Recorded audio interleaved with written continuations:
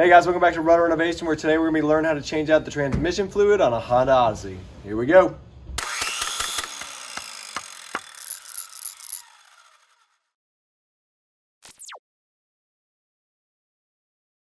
You can start this project by pulling your vehicle on a level surface and removing your transmission fluid dipstick. Next, as you look under the vehicle from the passenger side, right past the exhaust, you'll see a bolt on the bottom of the transmission. This transmission drain plug uses a 3/8" drive to loosen it and has an aluminum crush washer you'll want to replace each time you change the fluid. Connect your 3/8" ratchet directly on the plug and break it loose. I did have to connect a cheater bar to my ratchet in order to break it loose. After you break it loose, install a 3/8" drive extension to loosen the bolt by hand and put your drain pan underneath.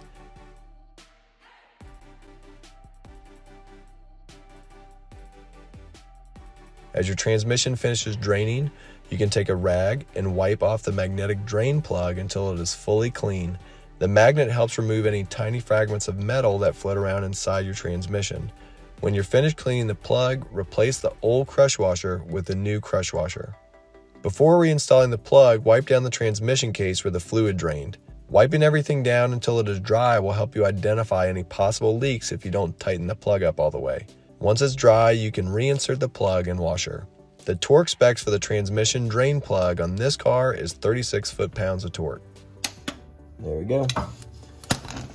Back in the engine compartment, if you look past the air intake of the vehicle on the driver's side, you'll see a plug labeled ATF for automatic transmission fluid. I needed to use 2 extensions to reach it and my breaker bar to break it loose. Oh, goodness. We got it. That was really tight. Once that bolt is removed, you'll most likely need 2 funnels in order to reach it like I did. I've seen where some people just fill the transmission through a tube where the dipstick goes, but I didn't have anything that tiny. When refilling the transmission, you want to use genuine Honda transmission fluid. The service manual said to use ATF Z1, which is now replaced with ATF DW1.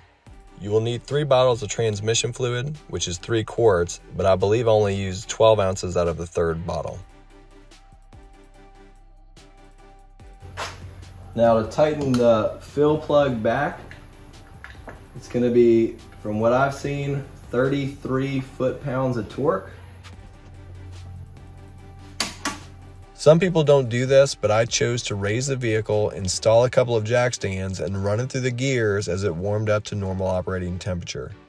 One of the ways you can tell if it has reached normal operating temperature is when the radiator fans kick on.